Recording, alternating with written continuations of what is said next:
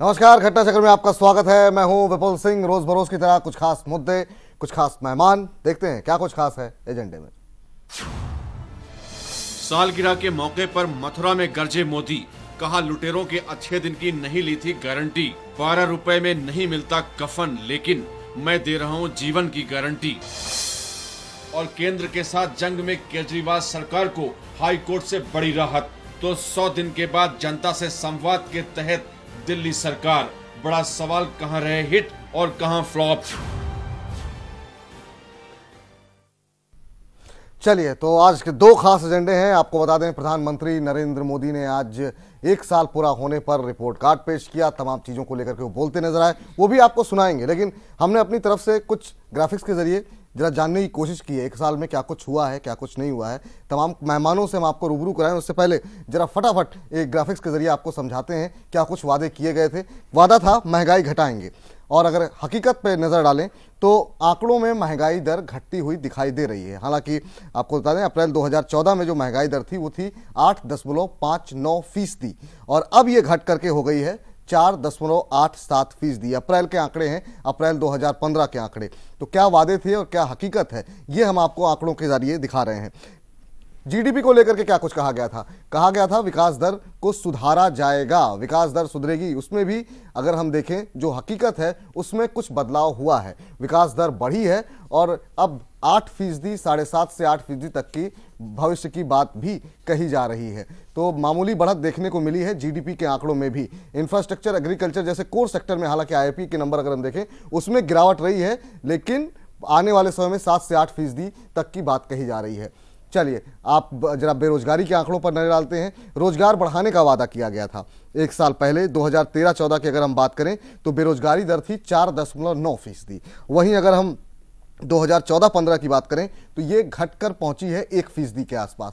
तो यहां पर भी सरकार ने थोड़ा अचीवमेंट, सरकार के लिए राहत भरी खबर कही जा सकती है। विदेशी निवेश के मामले पर भी तमाम बातें कही गई थी। विदेशी निवेश को बढ़ावा देने का जिक्र किया गया था। आपको बता दें, रेलवे समेत कई जगहों पर एफडीआई खोली भी गई है, और इसमें भी अगर हम आंकड़ों पर नजर डालें तो विदेशी निवेश बढ़ा है। अगर देखें, एफडीआई और एफआईआई दोनों निवेश के अंदर बढ़त देखने को मिली है। एफआईआई के अंदर अगर हम देखें तो 8 अरब से बढ़कर के ये 45 अरब डॉलर तक पहुंच गया है। वहीं एफडीआई निवेश भी बढ़ता हुआ दिखाई दे रहा है। अब जरा ब्लैक मनी, विदेशी काला धन की बात अगर हम करें, कहा गया था भ्रष्टाचार खत्म करा जाएगा, काला धन वापस लाया जाएगा।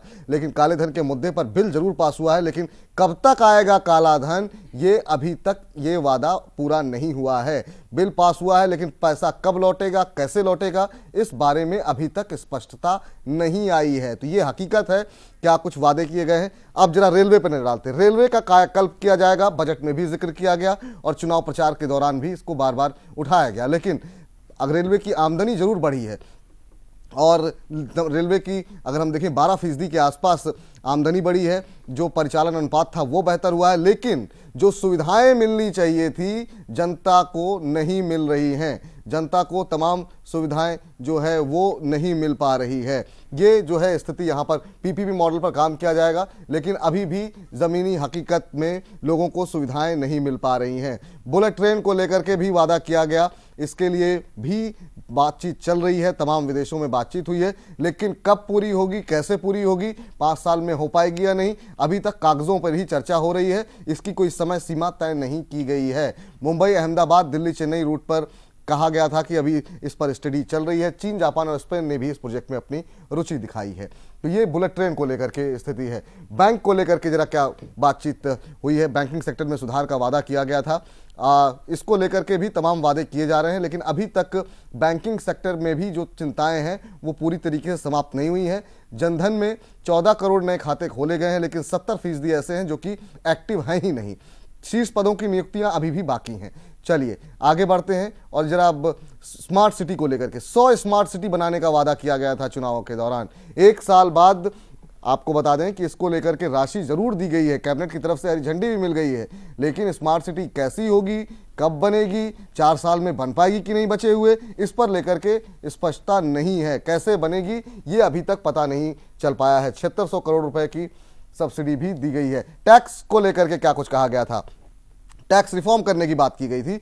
हालांकि टैक्स को लेकर के अगर देखें तो जीएसटी अगले साल तक कहा जा रहा है कि लागू हो जाएगा। उसको लेकर के अब क्या कुछ संसद के अंदर स्थिति बनती है वो भी देखने वाली बात होगी। और साथ ही साथ इनकम टैक्स में जरूर राहत मिली है, लेकिन जीएसटी अभी भी राज्यसभा में लटका हुआ है, तो ये हकीकत है। सर्विस टैक्स आपको बता दें बढ़ा दिया गया है, 12.36% से बढ़ाकर 14% हो गया है, तो यहां पर दिक्कतें बड़ी हैं आम आदमी के लिए। एजुकेशन को लेकर के क्या कुछ कहा गया था, शिक्षा क्षेत्र में बड़े बदलाव का वादा किया गया था, एजुकेशन को लेकर तमाम बातें कही गई थी, लेकिन जमीनी हकीकत यह है कि कोई बड़े बड़े बदलाव नहीं हुए हैं। नई नीतियां शुरू कर दी गई हैं, लेकिन कोई ठोस दिशा नीति जो है वो दिखाई नहीं दे रही है। तो ये एजुकेशन को लेकर के हकीकत है। कई बड़े शिक्षण संस्थान में जो वीसी हैं वो नहीं है, तो ये भी एक समस्या है। 7 नए IIT IIM का ऐलान किया गया है, लेकिन क्या कुछ होगा इसके बारे में स्पष्टता नहीं है। पॉलिसी पैरालिसिस को लेकर के बात की गई थी कि इसको खत्म किया जाएगा। हालांकि कुछ फैसले तेजी के साथ जरूर हुए हैं, लेकिन आरोप इस बात का भी लग रहा है कि सारे फैसले पीएमओ ही ले रहा है, वहीं से ही पूरी सरकार चल रही है। कुछ फैसलों में तेजी आई है, लेकिन ये आरोप भी लग रहे हैं कि सब कुछ पीएमओ केंद्रित हो गया है। ये लोकतंत्र के लिए ठीक नहीं है, तो ये हकीकत है। किसान को लेकर के वादे तमाम किए गए थे, लेकिन अगर हम हकीकत देखें तो तमाम योजनाओं के शुरू होने के बावजूद जो आत्महत्या का सिलसिला है वो थम नहीं रहा है। हाँ, इरादे हो सकता है नेक हों, लेकिन अभी तक जमीनी हकीकत कुछ दिखाई दे नहीं रही है। एमएसपी जस की तस है, आमदनी बढ़ाने के वादे किए गए हैं, लेकिन कुछ हुआ नहीं है। एग्रीकल्चर ग्रोथ घटी है, 1% हो गई है घट करके।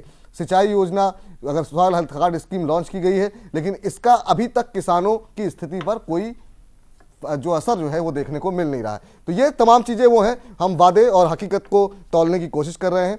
गवर्नमेंट को, सरकार को लेकर क्या कुछ कहा गया था, मिनिमम गवर्नमेंट मैक्सिमम गवर्नेंस की बात कही गई थी, तो ये भी वादा अगर हम देखें तो आपको बता दें पहले विस्तार के बाद में ही सरकार के पास 64 मंत्री हैं। कई विभागों में अभी भी पुरानी सरकार की तर्ज पर ही कामकाज चल रहा है, तो इसमें भी अगर हम हकीकत देखें तो वो वादों से थोड़ा इतर दिखाई दे रही है। तो ये वो तमाम रिपोर्ट्स थी जो हम आपको लगातार दिखा रहे थे। तमाम खास मेहमान हमारे साथ जुड़ चुके हैं, इनसे भी आपको रूबरू कराते हैं। नंद किशोर गर्ग जी हमारे साथ मौजूद हैं, नेता भारतीय जनता पार्टी के। हमारे साथ चौधरी मोहम्मद यामीन साहब हैं, नेता आम आदमी पार्टी के। मिथिलेश प्रसाद जी हैं, नेता जेडीयू के। रामाधार शर्मा जी हैं, नेता कांग्रेस पार्टी के। पुष्पेंद्र कुलशेष जी हमारे साथ मौजूद हैं, वरिष्ठ पत्रकार। आप सबका बहुत बहुत स्वागत है। चर्चा शुरू करें, जरा एक दो बयान हम आपको फटाफट सुना देते हैं जो आज चर्चा की है, लेकिन उससे पहले जो है पुष्पेंद्र जी आपसे जानना चाहेंगे, इन तमाम जो हकीकत है, जो वादे थे, आप कैसे जज कर रहे हैं इस एक साल को, कैसे देख रहे हैं? आज प्रधानमंत्री को भी आपने सुना, कैसे देख रहे हैं इस एक साल? देखिए, मुझे लगता है कि कोई भी सरकार आए और वो 100 दिन के बाद कुछ अपने कारनामे गिनाती है, फिर 1 साल के बाद गिनाती है, लेकिन जब सरकारें सत्ता में आती हैं, पार्टियां सत्ता में आती हैं और फिर जब सरकार से बहुत सारी अपेक्षाएं होती हैं, तो कुछ तो बड़ी नॉर्मल सी होती है जो हर सरकार हर देश का वासी करता है।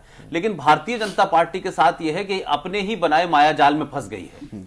एक तो इसने इतने ज्यादा वादे किए हैं और दूसरा यह है उसका ढिंडोरा इतना पीटा है कि आज 1 साल के बाद ये लगातार बार बार ये कह रहे हैं हमने ये कर दिया, हमने ये कर दिया, लेकिन जो आम आदमी है उसको इस बात में इंटरेस्ट नहीं है कि आपने राफेल की डील कर ली है, उसको इस बात में इंटरेस्ट नहीं है कि आपने 14 करोड़ बैंक के अकाउंट खोल लिए हैं, उसको इस बात में इंटरेस्ट है कि जो उसके घर सब्जी बेचने आ रहा है, बाहर खड़ा हुआ, उसमें टमाटर महंगा सस्ता हुआ है कि नहीं हुआ है, उसकी जिंदगी वहां तक है। अब ये जो बड़ी बातें कही जा रही है कि साहब हमने जनधन खोला है, ये योजनाएं हैं और इस योजनाओं का एक लंबे समय के बाद उसका रिजल्ट नजर आएगा।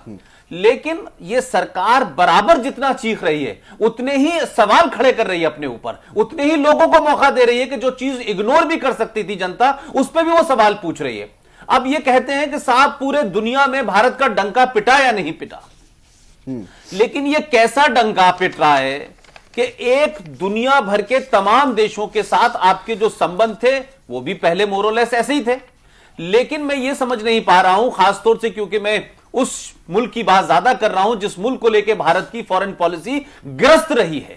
कोई ना कोई उसके अंदर ऐसा बैकलॉग रहा है कि जब भी बात होती है तो कहती कुछ है करती कुछ है।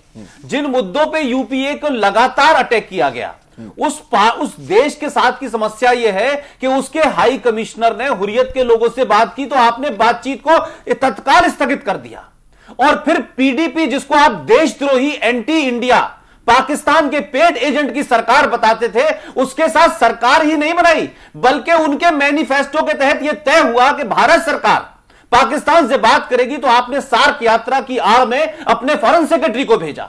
आपने कहा बॉर्डर पे सैनिक मारे जा रहे हैं, आपके दौर में भी मारे गए। आपने पाकिस्तान से बातचीत स्थगित कर दी, अब यह पता नहीं कि बातचीत हम करेंगे या नहीं करेंगे। आपने चाइना के साथ में, आप बार बार कहते हैं हम जाएंगे, चाइना जैसा मुल्क जिसके अपने देश में पाकिस्तान के प्रायोजित आतंकवाद से वो ग्रस्त है, उसके बावजूद भी भारत को घेरने के लिए वो पाकिस्तान की न सिर्फ यात्रा करता है बल्कि 48 करोड़ का, 48 अरब का इन्वेस्टमेंट करता है, जिसमें चाइना को कोई लाभ नहीं है, लेकिन भारत को घेरना है। आप चाइना जाते हैं, आप तमाम सारे टेराकोटा म्यूजियम भी देखते हैं, आप पगोड़ा भी जाते हैं, लेकिन आपको मिला क्या? सवाल यह है, आप पाकिस्तान चाइना को घेरने के लिए आप मंगोलिया चले गए, लेकिन मंगोलिया में आपने $1 अरब की क्रेडिट लाइन तो दी है भाई मेरे, लेकिन दूसरे देशों को, नेपाल, भूटान, जापान, सबको आप दे रहे हैं, लेकिन अपने यहां जो लोग क्रेडिट लाइन के इंतजार में बैठे उनको तो कुछ दे देते पहले आप। तो मेरा कहना यह है कि यह सरकार अपने ही दावों और वादों में ये घिर गई है। अब इसकी समस्या यह है कि प्रधानमंत्री मथुरा में जाकर के चिल्लाएं और फिर तमाम बातें बोलें, और उसमें जो सबसे उन्होंने जो आज एक बात बोली है जो मुझे नरेंद्र मोदी से उम्मीद नहीं थी, उन्होंने कहा कि 12 रुपए में कफन नहीं मिलता और मैं तो जीने की गारंटी दे रहा हूं। इस धरती पे कौन ऐसा आदमी है जो किसी के जीवन की गारंटी दे सकता है? ये शब्द मुझे समझ में नहीं आते कि ये बड़बोलापन है, ये घमंड के शब्द हैं या एरोगेंस की पराकाष्ठा है। आप इस देश के लोगों को बात करने के तरीके में आप पे शब्दों की कमी नहीं थी, आप ये कहते हैं। कुछ दिन पहले आप चाइना में खड़े होकर कहते थे कि लोग भारत में पैदा होने से शर्म आती थी लोगों को। आप एक के बाद एक ऐसी खुद अपनी बनाई हुई खाई में कूद रहे हैं जिसमें विपक्ष को धक्का देने की जरूरत नहीं है, आप खुद ही कूद रहे हैं। तो जितनी भी बातें, योजना की बातें आपने कही है, उसको सिलसिलेवार तो उस पर बहुत सारी बहस हो सकती है। एजुकेशन में आपने पैसा कम कर दिया है, आप एजुकेशन की जो मिनिस्ट्री है वो सड़कों पे उसके खिलाफ आंदोलन हो रहे हैं। आप एक मुद्दा तो मुझे ऐसा बताएं, ठीक है देश के अंदर सरकार बदलती है तो एक जोश आता ही है, उसमें कोई नई बात नहीं है। किसी संस्थान में सीईओ बदल जाता है तो भी जोश आता है। सवाल यह है कि उस सीईओ ने किया क्या? चलिए इसी बात पर एक छोटा सा ब्रेक, हमें कमर्शियल ब्रेक लेना पड़ रहा है। तमाम खास मेहमान अभी बाकी हैं, प्रधानमंत्री ने क्या कुछ कहा उसके भी कुछ अंश आपको हम दिखाएंगे, लेकिन एक छोटा सा ब्रेक ले रहे हैं, आप बस बने रहिए हमारे साथ।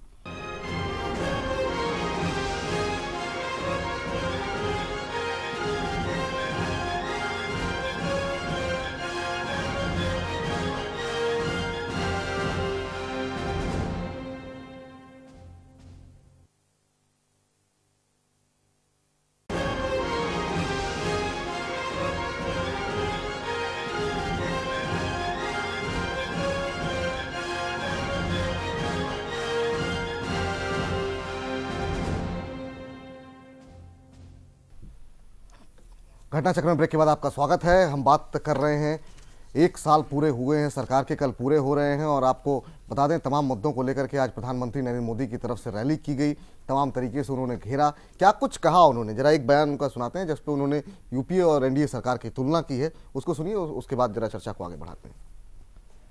अगर आपने ये सरकार न चुनी होती और वही सरकार रहने दी होती तो देश का हाल बदला होता, परिवर्तन आया होता। आप मुझे बताइए, पिछले साल जब यूपीए की सरकार थी, देश के हाल बुरे थे कि नहीं थे? देश के दिन बुरे दिन थे कि नहीं थे? आए दिन एक घोटाला होता था कि नहीं होता था? रिमोट कंट्रोल से सरकारें चलती थी कि नहीं चलती थी?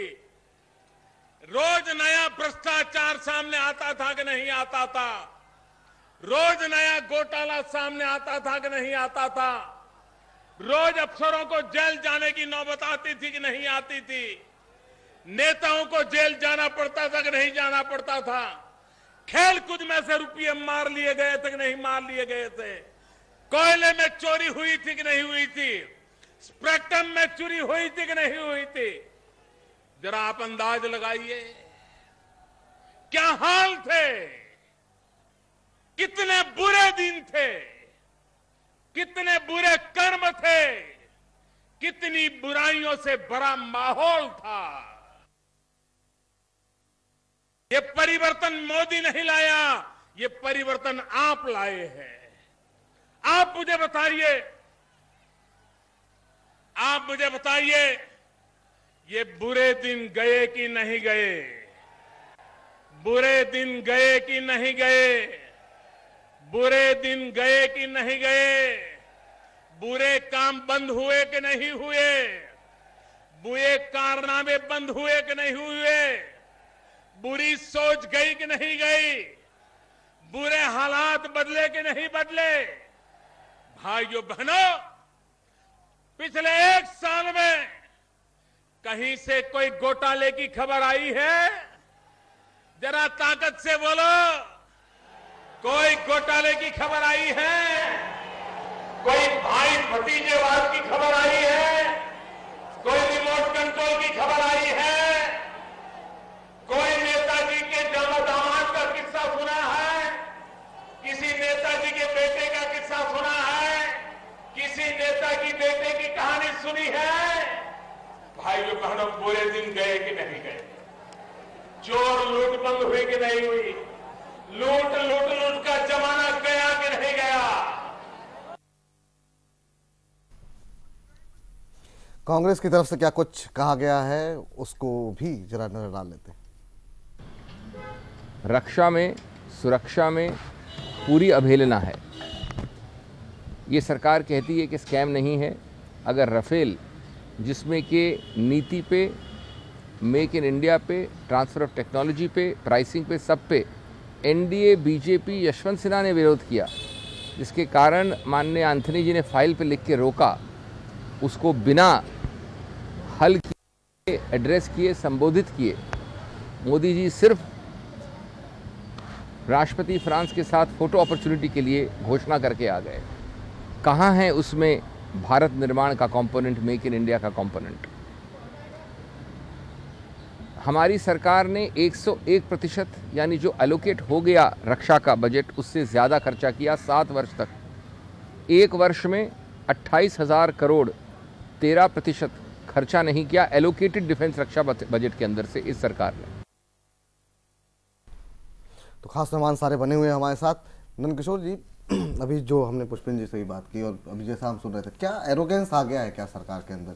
अब जैसे आज का जो बयान था कि 12 रुपए में कफन नहीं मिलता और हम जीवन की गारंटी दे रहे हैं, उसके अलावा जिस तरीके से लोग पहले कोसते थे अपने आप को, चाइना में कहा गया, आज भी इस बात का जिक्र किया गया कि 1 साल चुनाव नहीं होते तो देश डूब जाता। क्या वाकई में ऐसी स्थिति थी कि मतलब हर व्यक्ति अपनी किस्मत कोस रहा था, हर व्यक्ति इतना परेशान था, और वाकई में क्या अच्छे दिन आए हैं क्या?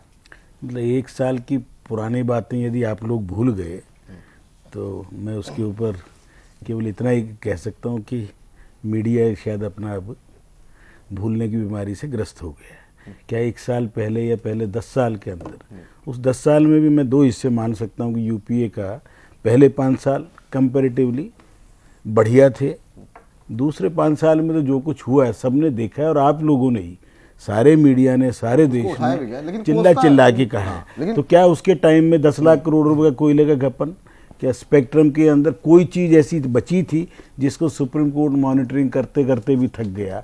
सब चीज़ों में बेईमानियां पकड़ी गई, लोग जेल गए। उस वातावरण में से आज एक परिवर्तन लाया गया और 1 साल में कोई बोलने वाला, चाहे पुष्पेंद्र भाई बोलें या बाकी बोलें, कोई ये आरोप लगाएं, ये भाषा का, शब्दों का, उन्होंने कहा है कि जीवन की गारंटी, उन्होंने कहा है कि 2 लाख रुपए का बीमा दिया गया है। अब उसके लिए शब्द कहीं मैंने पूरा सुना नहीं, इसलिए मैं नहीं कह सकता, आपने भी वो हिस्सा नहीं दिखाया, परंतु बॉडी लैंग्वेज के ऊपर आप टिप्पणी कर सकते हैं। हर आदमी की अपनी अपनी, तो मनमोहन सिंह बहुत धीरे बोलते थे, ये ऊंचा बोलते हैं, परंतु 1 साल के काम में 365 दिन में 18 देशों में जाने के बाद सब देशों के अंदर भारतीयों से, चीन के अंदर कोई सभा आज तक कोई दूसरी पार्टी सोच भी नहीं सकती थी, वहाँ 5000 भारतीय हो, चाहे मेडिसन स्क्वायर हो, चाहे ऑस्ट्रेलिया हो, चाहे टोक्यो हो, हर जगह भारत, भारत माता की जय, भारतीयों के प्रति एक अच्छा बात। कनाडा में जहाँ सिख 84 के बाद अलग थलग पड़े थे, वहाँ दोनों गुरुद्वारों में वहाँ का प्रधानमंत्री भी जाके मत्था टेके। इंग्लैंड के चुनाव में भारत और उसी तर्ज पे चुनाव हो और भारतीयों को एकजुट होकर उस पार्टी को ले आए जिसको लोग कहते नहीं आ पाएगी। ये भारत, भारतीयता और भारत का एक असर्टिव प्रधानमंत्री है।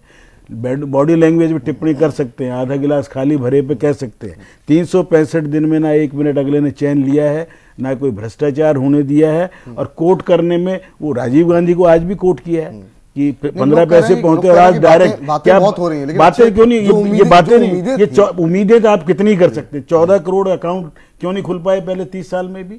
12 करोड़ अकाउंट के अंदर सब्सिडी पहुंची है, उसके बाद आपने भी कह दिया 70% इनऑपरेटिव है। 9 करोड़ बीमे हो चुके हैं 20 दिन के अंदर, तो उन्हीं अकाउंट से हुए हैं।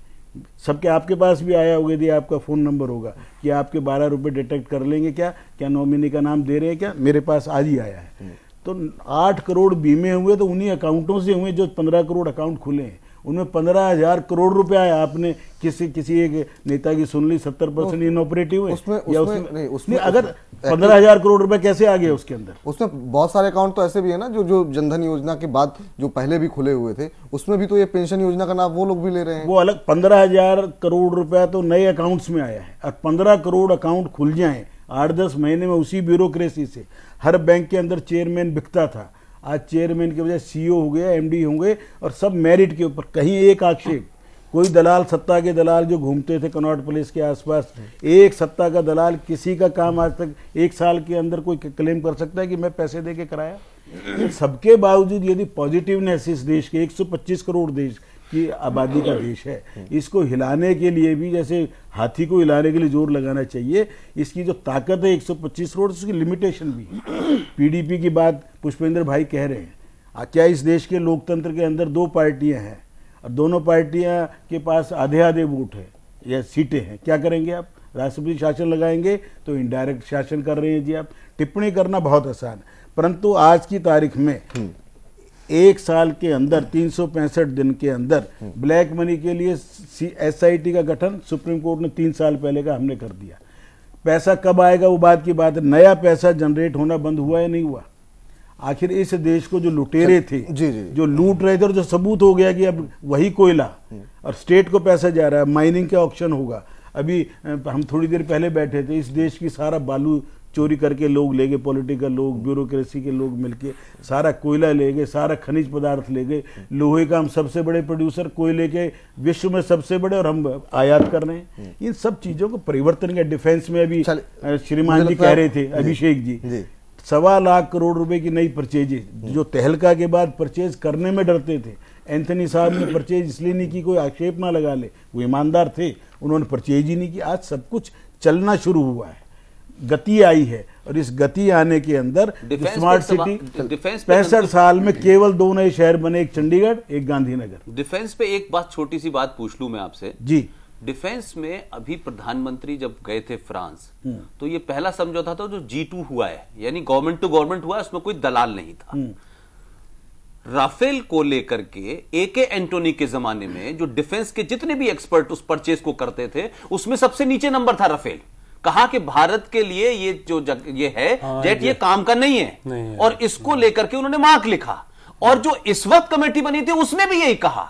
लेकिन इसमें क्या ये सच्चाई नहीं है कि प्रधानमंत्री ने राफेल की डील को, उस देश को बेल आउट करने की कोशिश की, और उस कंपनी को बेल आउट मैं दूसरी बात बता रहा हूं, जो इसमें छुपी हुई बात है, जो नहीं लोग कह रहे हैं, और जिसमें कांग्रेस भी झूठ बोल रही है। तारीख में हमारे सारे मैं पूरी बात नहीं, मेरा सवाल ये नहीं है, जहाज हमारे क्रैश कर करके खत्म हो गए। हमारे पास 10 दिन लड़ने के लिए बारूद नहीं है, हमारे पास जहाज नहीं है, तो 36 जहाज शेल्फ से लिए हैं। नंद किशोर जी, ये मेरा सवाल ये नहीं है।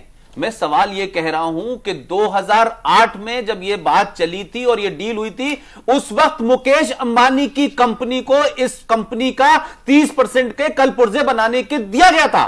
सवाल यह है कि उसके बाद क्या यह मामला इसलिए आगे बढ़ाया गया क्योंकि मुकेश अंबानी को फायदा पहुंचाना था, जिसके बारे में कांग्रेस भी चुप है, जिसके बारे में बीजेपी भी चुप है। सवाल मेरा सिर्फ इतना कहना है कि मैं डिफेंस एक्सपर्ट नहीं हूं कि राफेल अच्छा है या बुरा है, लेकिन क्या इस डील को इसलिए करना था कि जब भारत के डिफेंस मिनिस्टर अरुण जेटली थे तो उन्होंने कहा कि राफेल जो है 4 साल में भी सप्लाई नहीं कर सकता है। लेकिन जिस दिन डील हो गई फ्रांस में, तो भारत के दूसरे डिफेंस मिनिस्टर ने कहा कि 2 साल में राफेल आ जाएंगे। एक ही सरकार के 2 मंत्री क्या कह रहे हैं, और पीडीपी पे जो आपकी प्रतिक्रिया उस पर सिर्फ इतना ही कहना है कि मैं ये बात किसी और की नहीं कह रहा हूं, पीडीपी के बारे में आपके विचार, आपके नेताओं के विचार, आपके भाषण पूरी दुनिया ने सुने।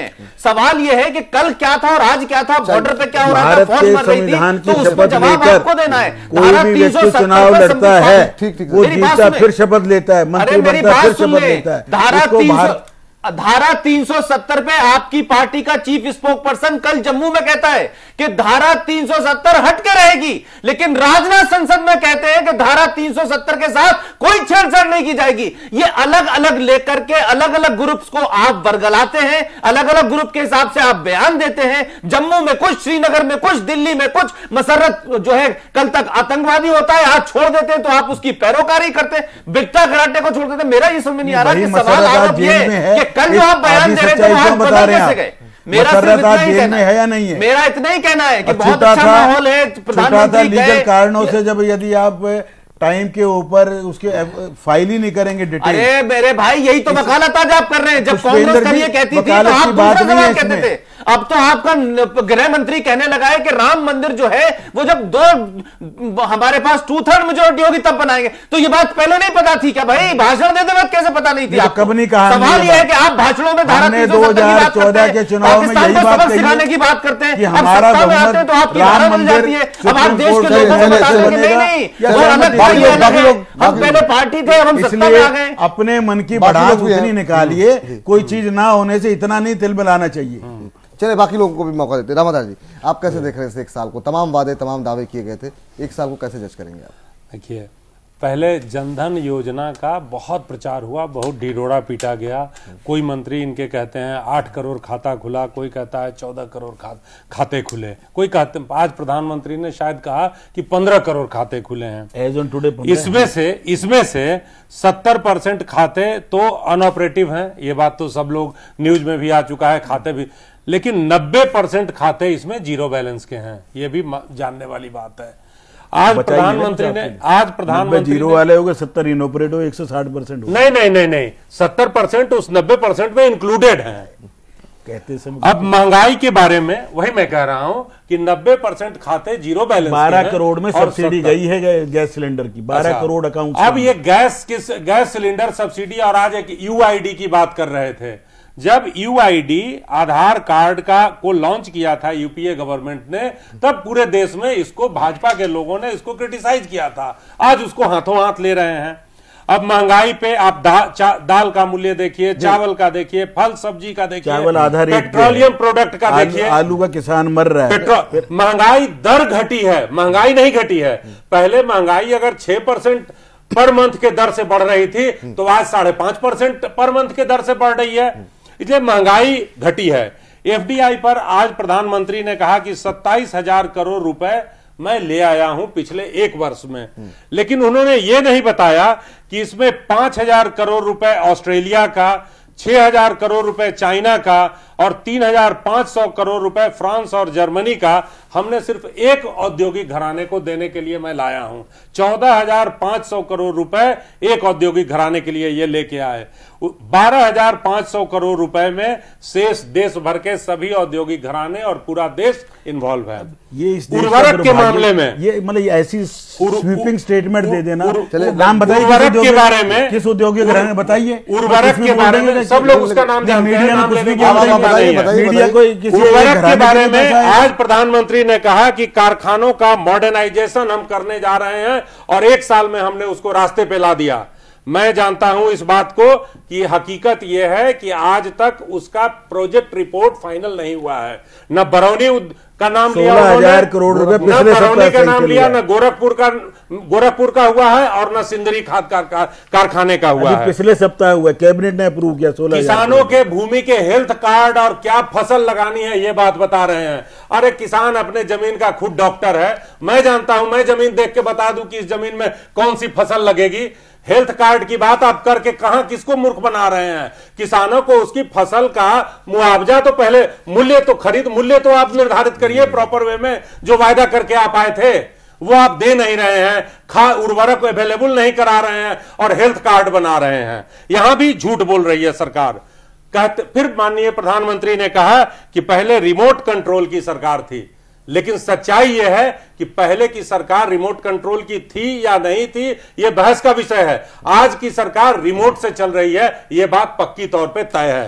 पूरी दुनिया में हमारे प्रधानमंत्री जी जहां भी जाते हैं वहीं से सभी विभागों का कामकाज वो देखते हैं।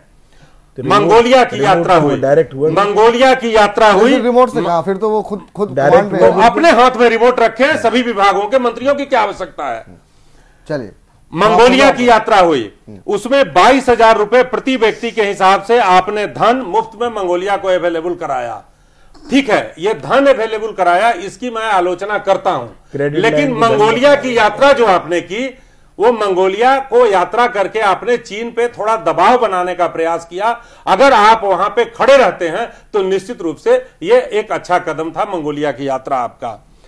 पहले प्रधानमंत्री कहते थे कि अच्छे दिन लाएंगे, अब वो नहीं कह रहे हैं कि अच्छे दिन लाएंगे, अब वो कह रहे हैं कि बुरे दिन गए कि नहीं गए।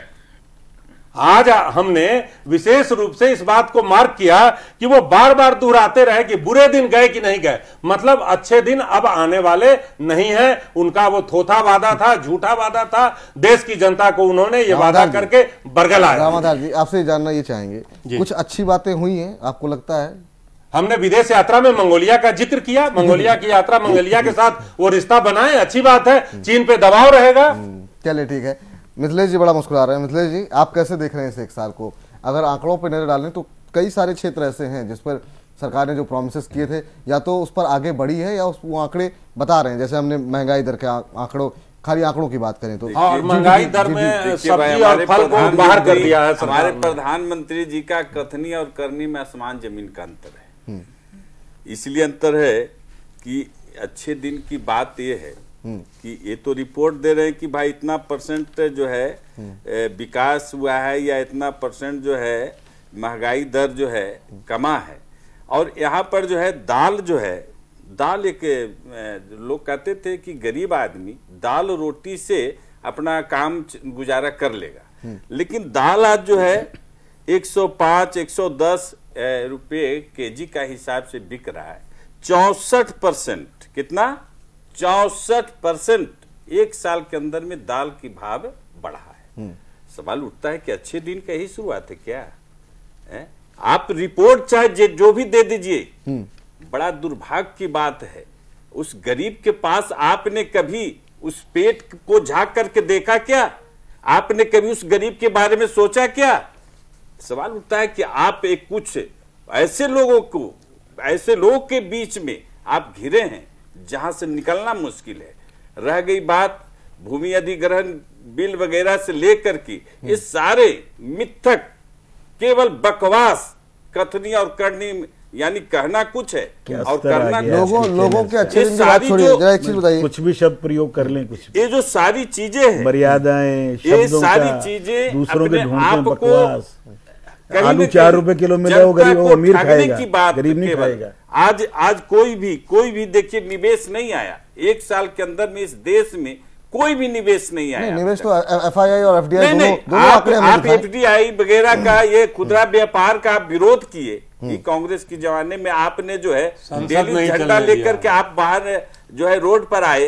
आज वही FDI के पीछे, खुदरा व्यापार के पीछे आप जो है खुदरा व्यापार पीछे लगे हुए, आप ही गढ़ लेंगे खुदरा व्यापार। सवाल कौन कह रहा है खुदरा व्यापार में? यामिन साहब, सवाल होता है कब तक ये चलेगा भाई? चले सर, बाजार कब तक? यामिन साहब, आपसे जानना चाहेंगे, आप कैसे देख रहे हैं एक साल को? हालांकि थोड़ी देर बाद जब मुद्दा हम चेंज करेंगे तो आपसे भी पूछेंगे आपका रिपोर्ट कार्ड। मोदी जी ने अपनी एक साल के जो रिपोर्ट कार्ड पेश किया, उसमें मैक्सिमम उन्होंने वही बातें दोहराई जो इलेक्शन से पहले वो कहते थे। इलेक्शन से 2 साल, 1 साल, 3 साल पहले जिन मुद्दों को लेकर के देश के अंदर माहौल बनाया गया था और जिसको लेकर चुनाव जीता उन्होंने, जैसे 2G स्पेक्ट्रम, ये इस 1 साल की उपलब्धि नहीं है, ना 1 साल का अचीवमेंट है इसका।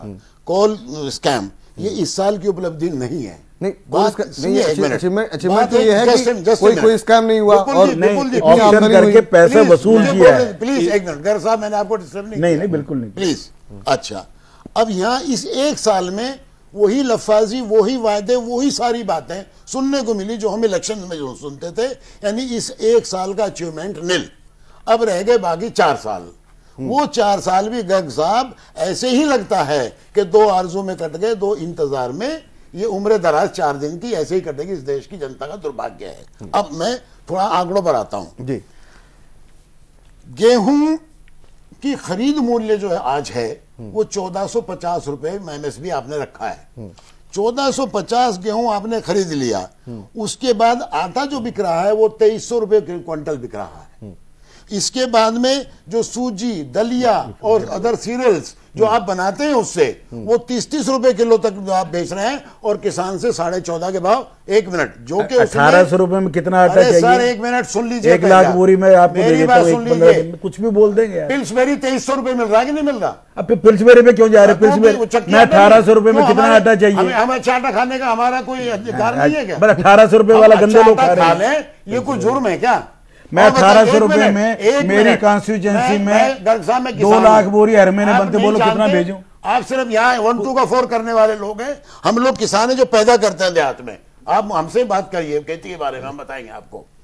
आप मुझे बताइए, वो किसान है जिनको लाल मिर्च हरी मिर्च में अंतर। अब आइए चावल के ऊपर। चावल जो धान होता है छिलके के साथ, वो पहले जो पिछले 2 साल पहले 4400 रुपए क्विंटल हमने बेचा है मंडियों में जाकर के, आज वो 2200 रुपए क्विंटल हो गया है। और चावल का भाव वही 70 रुपए किलो, वही 80 रुपए किलो, उसमें कोई कमी नहीं आई। आपके दालें 100 रुपए भी हमारे कांग्रेस के भाई साहब जो हैं, थोड़ा पता नहीं क्या, थोड़ा पड़ोस में बैठे इसलिए रियायत करके, दालें मैंने कल ही होलसेल रेट पर मंगाई है, 125 रुपए किलो क्विंटल। जो 80 रुपए थी वो 125 रुपए, यानी 45 रुपए किलो का फर्क। दाल का नाम और बता दें कौन सा? अब रहे ये आंकड़े, नहीं दाल कौन सी मंगाई थी बता ये आंकड़े गर्ग साहब आपके घर में छपते हैं, आपकी सरकार है, आपके दफ्तर में छपते हैं, इसके बारे में कोई हम नहीं कर सकते। दाल का तो केजरीवाल सरकार ने वायदा कर रखा है। करूंगा, सुन लीजिए 1 मिनट। अभी अगर टेप चलाई जाए, जो आज का प्रोग्राम मोदी जी का हुआ है, उसमें उन्होंने कहा है कि 14,000 करोड़ नहीं, सॉरी 10,000 करोड़ रुपया जनधन योजना के जरिए आया। 15,000 आपने अभी आधे घंटे के अंदर अंदर ही आपने 15,000 करोड़ 15,000 करोड़ 15,000 करोड़ आपने बना अभी भी कह रहा हूं मैं। मोदी जी कह रहे थे 10,000 करोड़, तो उनको करेक्ट कीजिए फिर आप। आपने सुना होगा 9,000 करोड़ कहता है, यानी कोई पूछने वाला है नहीं, कोई गिनती है नहीं, फेंकनी जितना लंबी मर्जी फेंको, कोई समेटने का।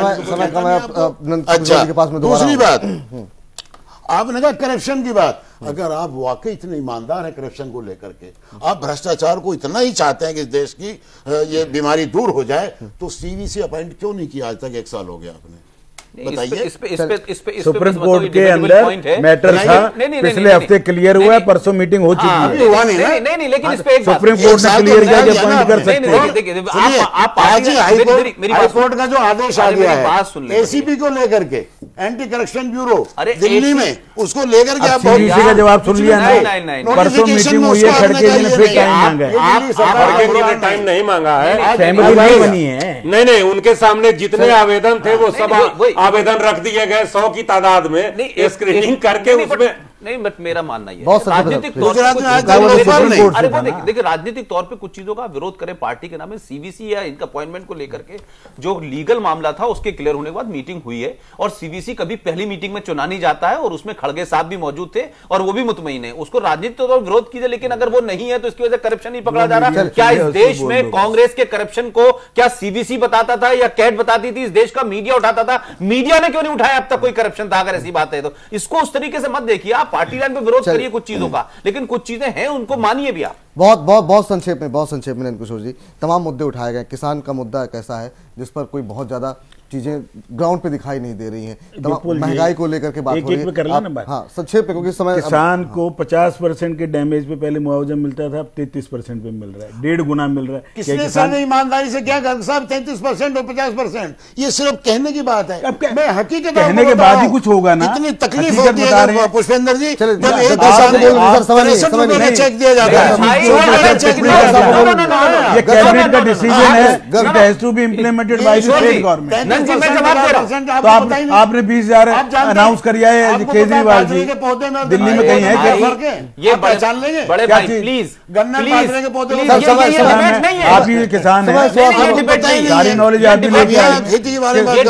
गन्ने का किसान बेचारा रो रहा है, आलू का किसान मर रहा है, उसका जिक्र नहीं कर रहे। 4 रुपए किलो में आलू है, क्या मीडियाकार हमारा फर्ज नहीं बनता लोगों से आलू ज्यादा किसान की मदद करिए? 125 रुपए किलो की दाल की बात करेंगे, 4 रुपए किलो का आलू खाने में गरीब को कोई परहेज है क्या? मुझे लगता है ये मीडिया के भी कुछ ड्यूटी है, हमारी भी ड्यूटी है कि लोगों की फूड हैबिट्स में परिवर्तन लाए। 33 चावल के 20 व्यापारियों का दिवाला निकला है, बात कही है, ये अपनी जगह सत्य। अब आप ये कहें कि लोगों को 5 रुपए 10, वो मोदी इशू नहीं कर रहे, वो व्यवस्था की बात है, वो उसके चेक। आप चाहते हैं कि 1 साल में व्यवस्था भी बदल जाए, सत्ता तो बदल ही गई है। मेरा कहना यह है कि व्यवस्था को बदलने में समय लगता है। हमारे देश में सत्ताएं बदलती, व्यवस्था नहीं बदलती। अब आप कह रहे हैं 5 रुपए का चेक, हुड्डा ने तो 2 रुपए का चेक दिया था भाई, 3 रुपए का चेक दिया था। तो मैं ये नहीं कह रहा कि वो हुड्डा ने दिया था तो हुड्डा के साइन से जा रहा था। सवाल यह है कि व्यवस्था में नीचे तक जो पटवारी है, जो लेखपाल है, वो जो करता है वहां तक अभी चीजें नहीं पहुंची हैं, और उसके लिए बड़ी जल्दबाजी है ये। लेकिन आपकी शिकायत 65 रुपए 40 रुपए, लेकिन उसमें मोदी का रोल नहीं है। छोटा सा ब्रेक ले रहे हैं सर, यहाँ पे छोटा सा ब्रेक ले रहे हैं, जल्द लौट रहे हैं। और इस खास पेशकश को हम कल भी अब जारी रखेंगे, जो ब्रेक के बाद बात करेंगे। 100 दिन पूरे हुए हैं केजरीवाल सरकार के, उस पर चर्चा करेंगे छोटे से ब्रेक में। कैबिनेट सेक्रेटरी है और वहीं नेपाल में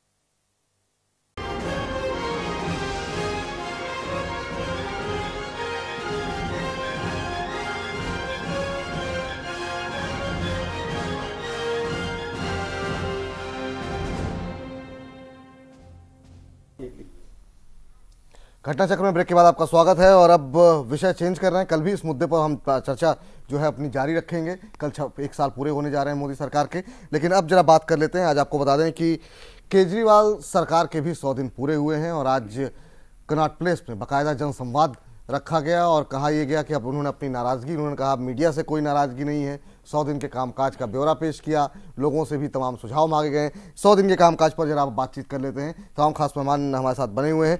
नंद किशोर जी, आपने अपनी सफाई में तो काफ़ी कुछ कहा।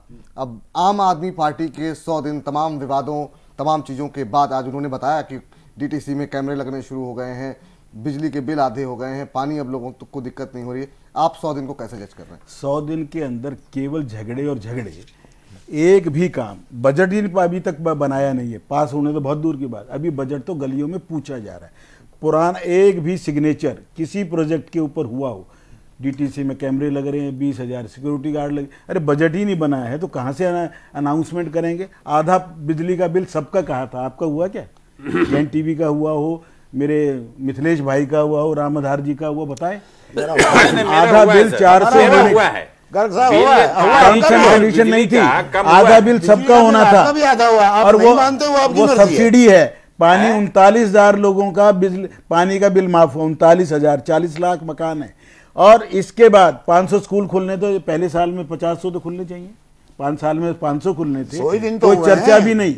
25 नए कॉलेज खुलने थे। तैयारी कर रहे हैं, हमारे 100 दिन के लिए भी आपको बेचैनी नहीं 100 दिन में आप तैयारी कर रहे हैं। हम 100 दिन के अंदर कोई प्रोजेक्ट बनने में, सेंक्शन होने में 1.5-2 साल लगता है। रामाधार जी, इतनी जल्दी महंगाई रोकने का क्या दिल्ली सरकार का ड्यूटी नहीं है? एक भी अरेस्ट हुआ क्या? क्या कोई एक भी आदमी होल्डर दिल्ली में गिरफ्तार हुआ क्या? जो दाल 125 रुपए किलो बिक रही है, तो क्या एक भी गिरफ्तारी हुई है क्या? जो है ही होलसेल रेट ही है, क्यों बिक रही है? मैं आपको मेरे यहाँ दाल सबसे बनती है लारेंस रोड पर, समय आता है, बोलो कौन सी दाल चाहिए, तो फिर यामीन साहब अपनी बात रखेंगे। केजरीवाल जी एकदम संक्षेप में मैं 4-5 राजनीतिक रूप से रंग बदलने में केजरीवाल साहब बेजोड़ हैं, इनका कोई मुकाबला नहीं। गिरगिट भी आज कुछ कहेंगे, कल कुछ कहेंगे। नहीं, मैं किसी जीव जंतु का नाम नहीं ले सकता, वो थोड़ा नहीं।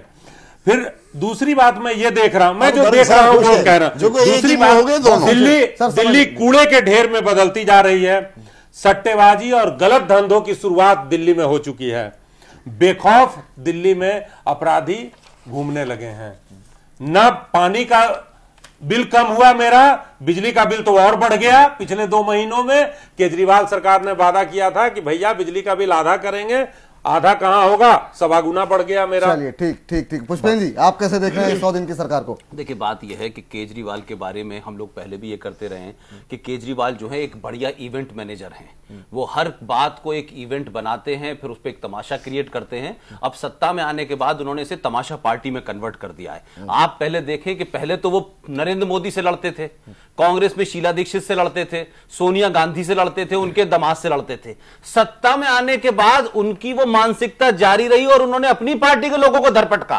पहली बार प्रशांत को निकाला, फिर योगेंद्र यादव को निकाला, फिर इसको निकाला, फिर उसको निकाला, और अब स्थिति यह हो गई है कि उनकी अपनी पार्टी में जो पूरी दुनिया के सबसे बड़े ठेकेदार हैं, कानून मंत्री जो है वो फंसा हुआ है उनका, उसकी फेक डिग्री का मामला है, लेकिन कोई लोकपाल दुनिया का नहीं मिला जिससे ये चेक हो जाए। उनका एक एमएलए फरार है किसी मामले में, उस पर कोई मामला नहीं है। कुमार विश्वास के ऊपर महिला आयोग, जो कि कांग्रेस के जमाने की महिला आयोग बनी हुई है, वो उसके ऊपर एक भेजा गया है, उस पर बात सबात हो गई है। तो केजरीवाल को वैसे ही एक दुश्मन चाहिए जैसे अमेरिका को चाहिए होता है। अमेरिका को पहले कभी आतंकवाद खड़ा करता है, फिर उस दुश्मन के लिए पूरी दुनिया पे बमबार्डिंग करता है। अब इनकी समस्या यह है कि धीरे धीरे वो लोग जिन्हों की कंधे पे बैठ के ये सत्ता तक पहुंचे, उनको हिल्ले लगा दिया है इन्होंने। अब ये चाहते हैं कि किसी तरीके से अब इन्होंने एक नया तमाशा शुरू किया है। अब पार्टी में कोई नहीं बचा उनके कद का, तो उन्होंने कहा कि नहीं साहब देखिए, 15 साल शीला दीक्षित की सरकार चली, 5 साल हमने बीजेपी की सरकार भी देखी दिल्ली के अंदर। ये पहली बार हमने मुद्दा सुना है कि साहब हम इसको नहीं रखेंगे और उसको रखेंगे।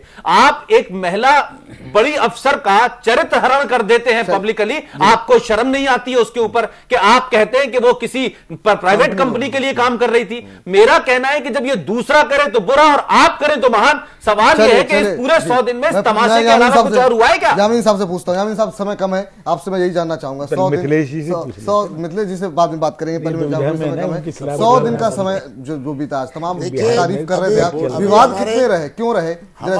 हमारे बीजेपी के साथी ने अभी कहा कि मेरे तो कहीं बिजली के बिल माफ नहीं हुए।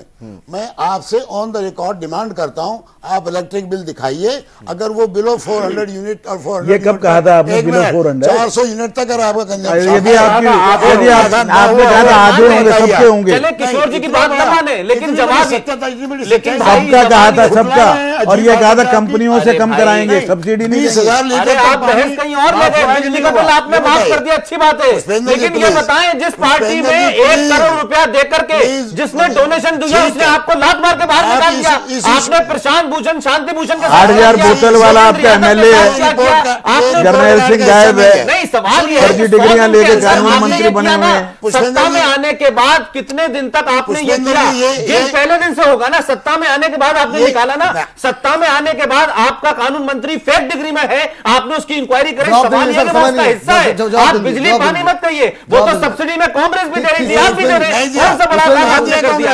आपने इंक्वायरी कराई, आपने मुकेश अंबानी के खिलाफ केस फाइल किया, आपने शीला दीक्षित के खिलाफ केस फाइल किया, परिमल राय के खिलाफ कुछ नहीं कर रहे। जब आपके ऊपर निगाह डाली जाती है तो आप एक पकड़ा खड़ा करते हैं और डाइवर्ट करते हैं। ये डिबेट का तरीका नहीं है, प्लीज। अब आपके लिए डिबेट का तरीका नहीं है। जब मैं बीजेपी के लिए बोला था तो आपको लगा था बहुत अच्छी बात है। सवाल यह है कि आप डाइवर्टिंग प्रैक्टिस करते हैं, जैसे आपका नेचर करता है वैसे आप भी कर रहे हैं, डाइवर्ट कर रहे हैं। आप बिजली का बिल मांग रहे हैं किशोर जी से। आप यह बताएं कि आपने 100 दिन में अपनी पार्टी के लोगों का कत्ल किया कि नहीं किया? आपने 400 यूनिट कब कहा? आपकी वेबसाइट पे कहीं लिखा हो तो बता दो। 400 यूनिट कब कहा था? 400 यूनिट नहीं कहा था। बिजली बिल आधा, पानी माफ। 400 यूनिट कहा है। अगर आपका डॉक्यूमेंट में दिखा दूं, बाकी आरोपों पर जवाब, आपके डॉक्यूमेंट में 400 यूनिट दिखा दें, आगे बढ़िए। मैं आपको चाहते हैं भाई, आप असली बातों पे तो आइए ना। यामिनी साहब जल्दी जल्दी जवाब दीजिए, समय नहीं। देखिए पुष्पेंद्र जी, आप इजाजत दे तो। अरे साहब मालिक हैं आप, नहीं 100 दिन की सरकार है आपकी, बिजली का सवाल है आपको। 400 यूनिट तक कहा था, कमिटमेंट किया तो 400 यूनिट क्लियर है। विवादों पर बताइए सर, विवादों पर 50% क्यों कंट्रोवर्सी? पानी 20,000 लीटर फ्री है।